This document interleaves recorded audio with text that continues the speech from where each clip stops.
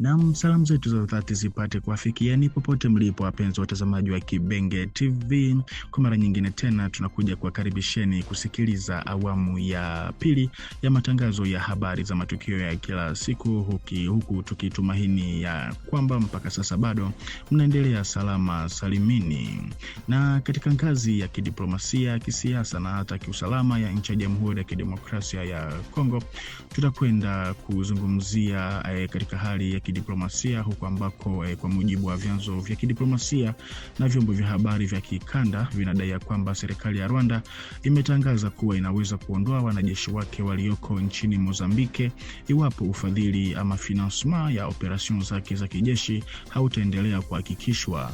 Onyo hili limeelezwa na waziri wa mambo ya nje wa Rwanda Bwana Olivier Nduhungirehe katika taarifa ya umma iliyotolewa hivi karibuni. Waziri huyo amefafanua kuwa Rwanda ingekuja kuondoa wanajeshi wake kutoka mkoa wa Cabo Delgado iwapo hakuna ufadhili wa kudumu utakaohakikishwa kwa operesheni za kupambana na ugaidi zinazofanywa na jeshi la nchi hiyo katika eneo hilo. Kwa mujibu wake, Kigali imeshughulika kwa gharama kubwa za kifedha kwa miaka kadhaa ili kudumisha vikosi vyake vilivyo katika eneo hilo. Katika hotuba yake, Olivier Nduhungirehe pia alilinda nafasi ya jeshi la ulinzi la Rwanda RDF, akibainisha kuwa nchi yake haijatumia mamia ya milioni ya dola wala wanajeshi wao hawajatoa dhabihu yoyote ile ili kuimarisha mkoa huo, kuruhusu wakimbizi kurudi nyumbani, watoto waende shuleni tena, biashara ziendelee na uwekezaji mkubwa katika gesi asilia iliyowekwa kwenye mchakato wa LNG uanze tena kufanya kazi. Kiongozi wa diplomasia ya Rwanda alikosoa pia mapokezi hasi yaliyotolewa kuhusu uingiliaji wa kijeshi wa nchi hiyo, akisema kuwa Rwanda iko tayari kuondoka Mozambike iwapo kazi yake na matokeo yake hayatathaminiwa ipasavyo. Taarifa hii inatolewa katika muktadha wa shinikizo la kimataifa linaloongezeka dhidi ya Kigali, hasa baada ya vikwazo vya Marekani dhidi ya baadhi ya maafisa wa Rwanda wanaodaiwa kuunga mkono mapinduzi ya M23 katika mashariki mwa Jamhuri ya Kidemokrasia ya Kongo. Kwa mujibu wa wachambuzi kadhaa, tishio hili la kuondoa wanajeshi linaweza kuonyesha athari za kwanza za kifedha za kidiplomasia za vikwazo hivi ambavyo sasa vinaanza kuathiri ahadi za kijeshi za Rwanda nje ya nchi, ikiwemo katika mkoa wa Mozambike wa Cabo Delgado ambapo jeshi la Rwanda lina jukumu muhimu katika operesheni za kiusalama na utulivu wa eneo hilo.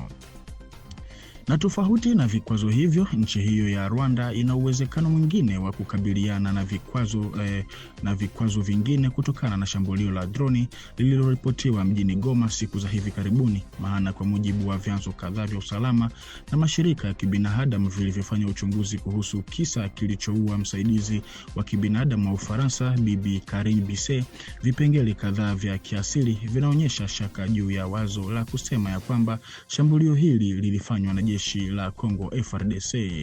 Moja, licha ya uchunguzi wa haraka katika eneo la tukio, hakuna kipande kilichotambuliwa kama mabawa, miili ya ndege, mifumo ya udhibiti au mabaki ya milipuko kilichopatikana, kulingana na ripoti za wazima moto, waokota majeruhi na mashirika ya kibinadamu na kuripotiwa pia na AFP. Hali hii sio ya kawaida kwa shambulio la drone kamikaze au misil ambalo kawaida hutoa alama za kimwili za kuonekana.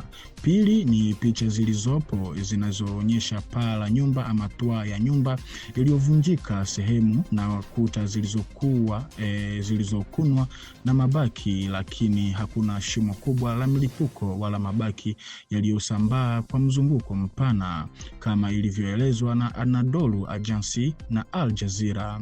Hali hii inaweza kuwa inakubaliana na malipo yaliyowekwa ardhini au mlipuko karibu na eneo, au hata uwezekano wa kuunda hali hiyo kwa madhumuni fulani, na haithibitishi shambulio la anga la kijeshi.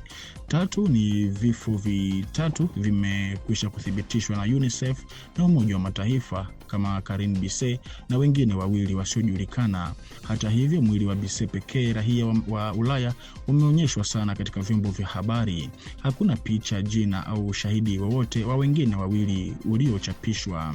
Baadhi ya mashahidi wa eneo hilo waliotajwa na AP na Washington Post wameripoti kuwa waliona mwili mmoja tu. Ukosefu huu wa taarifa za kiasili unazalisha shaka juu ya uhalisia wa hadithi ya awali. 4 ni taarifa zinazoonyesha kwamba baadhi ya mashahidi wa eneo hilo waliwahi kukamatwa au kutishwa walipojaribu kutoa ushuhuda au kulia kwenye eneo hilo, ikiwemo mbele ya vyombo vya habari vya kimataifa kama Al Jazeera. Uthibitisho huu wa mamlaka ya taarifa katika eneo linaloathiriwa na M23 unadhoofisha uwezo wa kuamini madai ya kwamba shambulio hilo linahusishwa na serikali ya Kinshasa.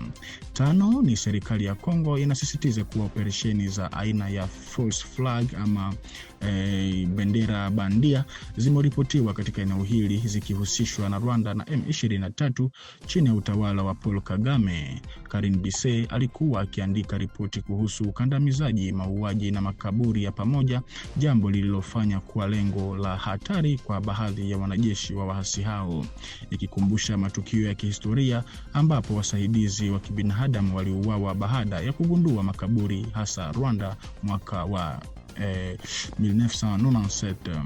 Vipengele hivi havithibitishi bado kwa uhakika kuhusika kwa M23 au kikundi kingine chochote, lakini vinaonyesha kwamba nadharia au wazo la kusema eti shambulio hilo linahusiana na FARDC ni uongo kabisa, tena haifai kiusalama na inazaa shaka kubwa juu ya habari zilizotangulia hapo awali.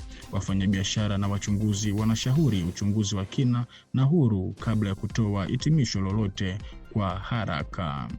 Nchi ya Jamhuri ya Kidemokrasia ya Kongo imefanya hatua kubwa katika kuongeza thamani ya rasilimali zake za madini hapa nchini kwa kuanzisha mjini Kalemi katika jimbo la Tanganyika kiwanda chake cha kwanza cha pilot cha kuchakata ama kusafisha dhahabu ama kiwanda cha rafineria ore.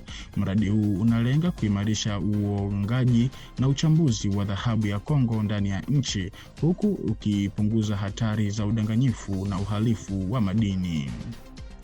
Sherehe ya uzinduzi ilihudhuriwa kumradhi na viongozi wakuu wa serikali ikiwemo waziri wa jimbo la mipango Bwana Gilen Nyembo, waziri wa madini Louis Watumka Bamba na waziri wa uwekezaji Julie Shiku, pamoja na viongozi wa kampuni ya DRC Gold Trading SA na mamlaka za mkoa.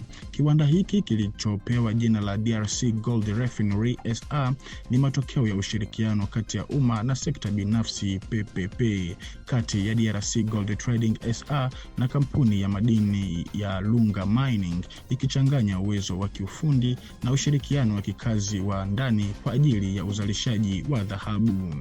Kulingana na taarifa rasmi, kiwanda hiki kina uwezo wa kusafisha kati ya kilo 500 hadi kilo 600 za dhahabu kwa mwezi. Pia kiwanda hicho kinashughulikia hatua kadhaa za mchakato kama vile kununua dhahabu ghafi, kuchakata na kutengeneza mitungi ya dhahabu yenye kiwango cha kawaida, yani standardized bars. Mpango huu si tu unaimarisha mnyororo wa thamani ya ndani, bali pia unahakikisha uwepo wa ufuatiliaji wa dhahabu, jambo muhimu dhidi ya shughuli haramu katika sekta ya madini. Kwa maoni ya serikali ya Kongo, mradi huu ni sehemu ya mkakati wa maendeleo endelevu ukilenga kuongeza thamani ya dhahabu inayozalishwa hapa nchini, kuunda fursa za kiuchumi na kuimarisha udhibiti wa serikali juu ya rasilimali za madini. Kwa muda mfupi, DRC inalenga kuzalisha dhahabu yenye usafi wa asilimia 99.9, yani 99.9% inayoweza kusafirishwa moja kwa moja kwenye masoko ya kimataifa, ikionyesha maendeleo makubwa katika kuindustrialize sekta yake ya madini na kupunguza utegemezi wa mauzo ya malighafi zilizochakatwa ama kusafishwa. Mradi huu pia unaonekana kama chombo muhimu cha kupambana na shughuli haramu na kuongeza uwazi katika uchimbaji wa dhahabu, ukijibu wasiwasi wa ndani na wa kimataifa kuhusu ufuatiliaji na halali ya madini ya Kongo. Na kwa hapa, mpenzi mtazamaji wa Kibenge TV, ndiko ambako tunakwenda kuweka kikomo kwa awamu ya pili ya matangazo ya habari za kila siku kwa yale ambayo yanaendelea kujiri katika nchi ya Jamhuri ya Kidemokrasia ya Kongo. Tukutane kwa majaliwa kwa habari za ziada. Asante.